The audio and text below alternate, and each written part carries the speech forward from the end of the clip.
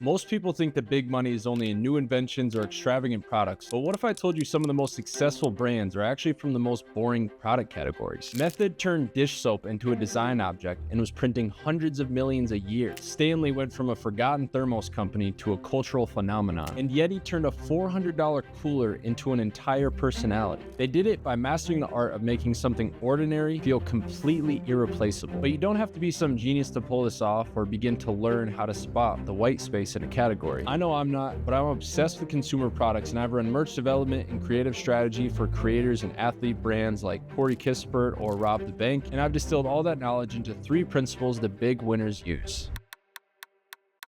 The brands that dominate their categories long term make people seek out and feel something about an otherwise mundane purchase. Caraway, pots and pans, things that are generally put away in cabinets and hidden, but they redesigned it in pastel colors, and now it's something people leave out on the stove or hang up in the kitchen on display. It's aspirational, and each product a consumer buys is like laying a brick for their aspirational identity. Or who gives a crap? Toilet paper. But they wrapped it in premium packaging, tied it to a social mission, and built a brand people genuinely want to be associated with. This is what separates brands that get bought once versus the brands that build a loyal cult following around them. And for the product teams and brand directors and independent creatives that are building the next generation of consumer products, that layer of meaning is your biggest lever of longevity for standing out, for building something that actually lasts. So here are the 3 principles behind how I believe the best brands are doing it. The first principle is exclusivity. And I want to be clear about what exclusivity actually means, because most people get this wrong. Exclusivity isn't scarcity tactics. It's not fake countdown timers or artificial limited drops. Exclusivity is a narrative. It's the story that elevates your product beyond just the functional value and makes ownership of that product itself feel meaningful. The best example of this is a brand called Loop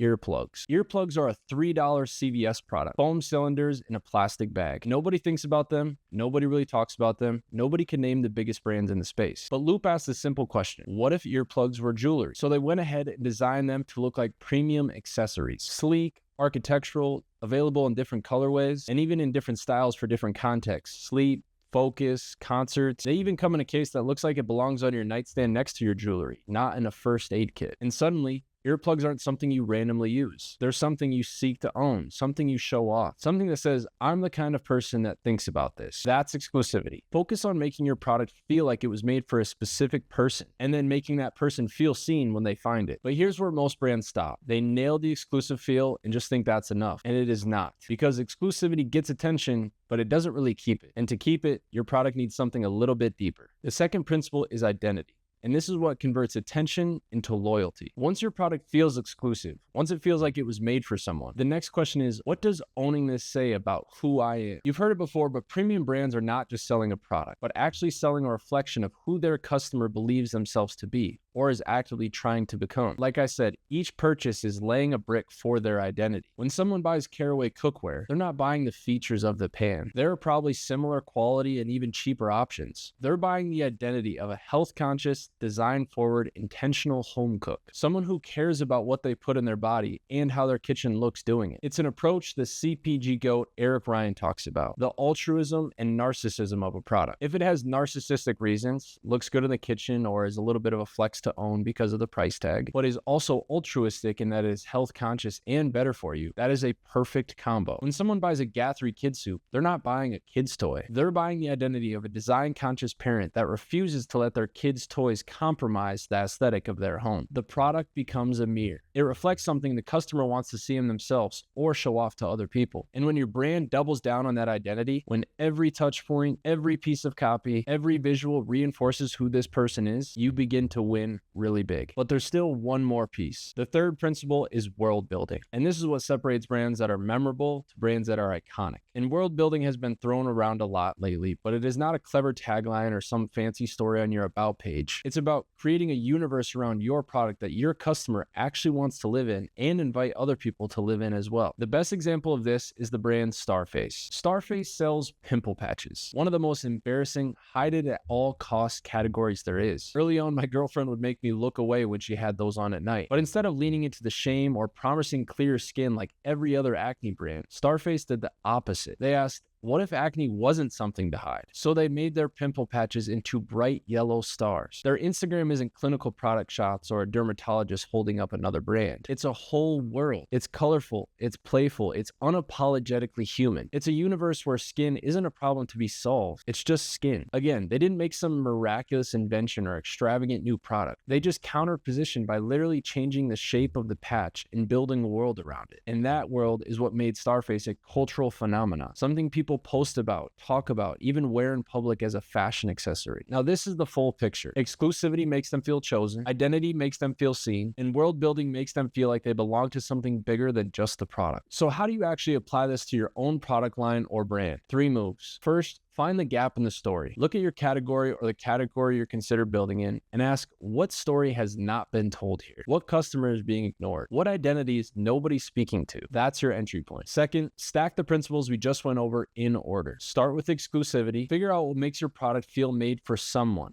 not everyone. Then build the identity around. Get specific about who that person is and what they want to say about themselves. Then you layer in the world building. You create a whole universe that that person actually wants to inhabit and brag that they are a part of. Each principle earns you a right to the next. You can't build a world people want to live in if they don't feel like the product exists for just them. Third, think beyond the product itself. The brands that win in all the commoditized categories don't win on specs. They win on the life that surrounds the product and the storytelling aspect, the packaging, the community, the content, the copy. Every touch point is a chance to reinforce that world you're building. Look at dropout companies. They're crushing this in the frozen food right now. They didn't invent anything new. They took Uncrustables and gave them a better identity. Seed oil free, high protein, actually well branded. They're winning in one of the most unsexy aisles in the grocery store because they built a product that makes someone feel seen. The formula literally works everywhere. You just have to be willing to look where nobody else is looking and then ask what story has not been told there. So here's how I want to leave you. Stop fighting to get your clothing brand noticed. The categories nobody's fighting over right now are the ones that you should shift your focus to. The dish soap aisle, the frozen food section, the earplug shelf at CVS. Products people buy every single day without even thinking about it and probably couldn't even name the brand they bought it from because they don't have an attachment to the story. That's where the real opportunity lives. Not because these categories are easy, but because the big players are asleep at the wheel and nobody's came in with the real point of view yet, that nobody's built a world around, where nobody's made the customer actually feel something about a mundane purchase. And the brands that do that first tend to win for a long time. So the next time you're actually walking through a store, put your phone down and look around. Notice what's screaming for a better story. Notice who's being ignored. Notice what product you've bought hundreds of times, but you couldn't even name the brand you bought it from. That's your opening. If you have an idea and you need help executing on it, that's exactly what we do over at Orange Tree Studios. So please shoot me a message and we will talk through it. And if you like this video, please subscribe. I'll continue to talk about brand positioning or finding boring products to turn into absolute money printers.